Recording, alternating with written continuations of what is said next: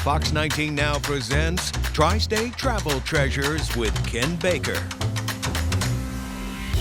Hey guys, on this episode of Tri-State Travel Treasures, we're talking about the Aronoff Theater, Van Ackerman. Hi Ken, nice to have you I here. have been here 20 million times. I saw my first Broadway show here when I was like, I don't know, what, elementary? What was is it, that? do you remember? The Phantom of the Opera. It really was. That's great, I hope wonderful. I'm going to learn really cool stuff You'll today. learn a lot about the Aronoff Center today. So welcome to the Aronoff Center. Yeah. Before we go inside, look down. Okay. Look at this weave pattern Okay. in the sidewalk here with the pavers. Is that important? It's very important. I'll tell you why, because you're going to see this as we move into the theater. Want to come inside? Let's go. Let's go inside. Let's go, Thomas.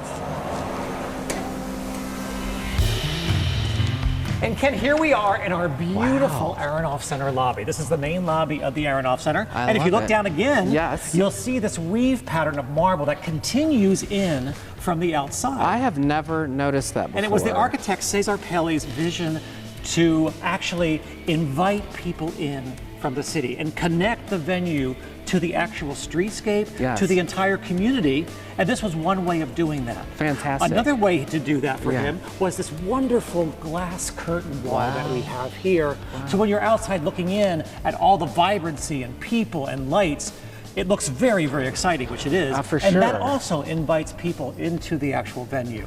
So there's a lot of connectivity happening between the city and between what happens here at the Aronoff Center. Take us back. Give me a short history. When was it built? It was built in 1995. That's when we opened in 1995 in March. I mean, of course, it was built many years before that. It was envisioned many, many years before that by our city leaders who decided that they really needed a new performing arts center here. And it was kind of the hub of economic, it started the economic development, It right? really did, and we'll learn about that later. For sure. But it also isn't a performing arts center, it's an arts center. What's the difference for the people at home? Because we have a visual art component here, which is the Weston Art Gallery, which we'll also talk about a little bit later. But that's an important part of the vision of what the Aronoff Center was. It's not just about performing arts, it's also about visual arts. Before I leave you, I want to ask you a trick question. Sure. How many shows have you guys had here? Oh, that's a really good question. Let me just say thousands. Thousands. And thousands. So many I can't even count them. Fantastic. I think I am going to meet Steve next, is that You're right? going to meet Steve Lofton. Okay, what does he do here? Steve Lofton is our president and CEO, who has been with the center from the beginning, from before the beginning, and has a wealth of knowledge about this center. Let's go. Hey guys, so this is Steve Lofton, president of the, what is it, Steve? The Cincinnati Arts Association. So you're kind of a big deal around here, right? Well, absolutely. I love that. We manage the music hall and the Aronoff Center for the Arts. They have always since its inception. I have to say, I love coming here. I really do. Like, let me just give you a shout out. I'm endorsing this because I love what you guys do here. It's fun. People get to escape. Let's talk about, take me back. I think this was built in 1990. This building opened in 1995. Okay, so after about 18 months of construction. I was a kid. What did it look like? What was sitting here? You know, there was a parking garage that went away. There was a couple of retail businesses and other retail type stuff, and the whole plot was taken by the city, and from Main Street to Walnut, and from the corner of Walnut over to 6th and Walnut is the whole footprint of the Aronoff Center. Okay, it's kind of it started everything downtown, right? Yeah, you know, the people that were involved in moving this project along felt it was really important to have an anchor in downtown to hang on to the life that downtown had and not let it descend. And so they felt this would be the able opportunity to set a renaissance of new things. And after this building opened, everything happened. For sure. I mean, at one point there were 16 to 18 more restaurants and bars than were there before it opened. So, you know, we promised we'd have an impact on the downtown community, and we did.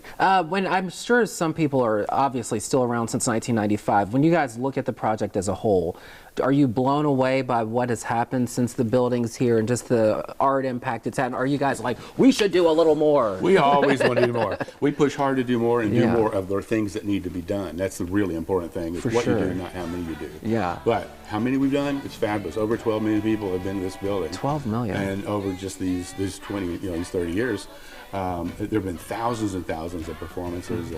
Incredible Broadway series here. There's amazing shows going on for children every day. For sure. And we feature the best of the local arts groups. 30 years, what does that mean for you guys? You know, 30 years is a moment to stop and reflect on what have you accomplished. And what I would tell you is I'm really proud that We're more concerned about going into the future and not just raising above what we do, but becoming equally as relative as we have been and relevant. And I think that there's opportunities for us to do even more in these coming years, and particularly as we immerse into various types of new productions and new theater, and families come together, keep the importance on live entertainment.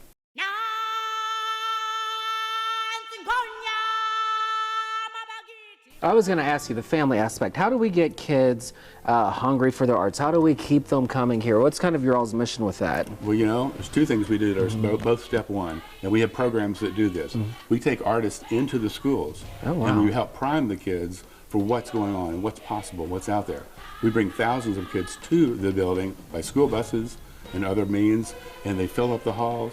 And it's, you know, it's a sight to see when a child hits that area and it's this giant lobby above them. They go, I've never seen anything like this. More importantly, they get inside the building, inside the hall, and magic happens. And they learn what live performance is all about. And you guess what?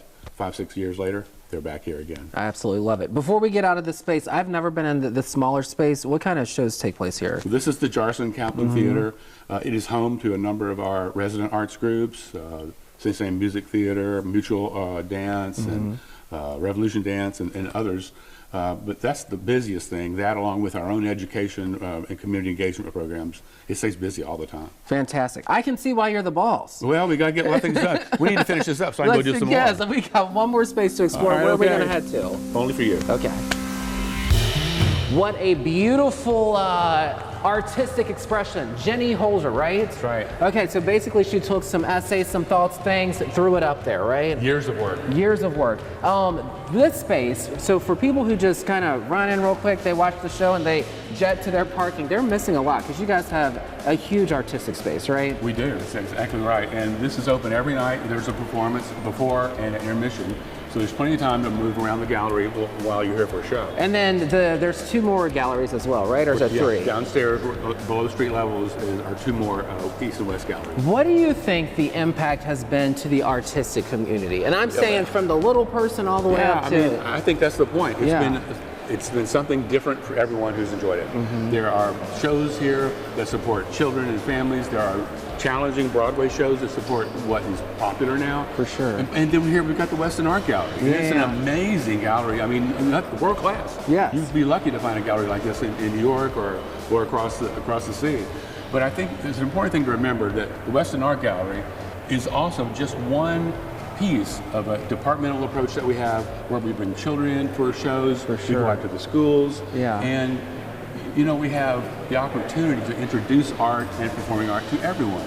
And as a result, we now have the opportunity to take the building into the community. So we have all these programs in the building. We know we get to the building, now we need to get the building to the community. Let me ask you this, if someone's coming here for a show, how would you hope that they slow down and kind of look around? Like, you know, earlier today I learned that the floor kind of went out, representing come at.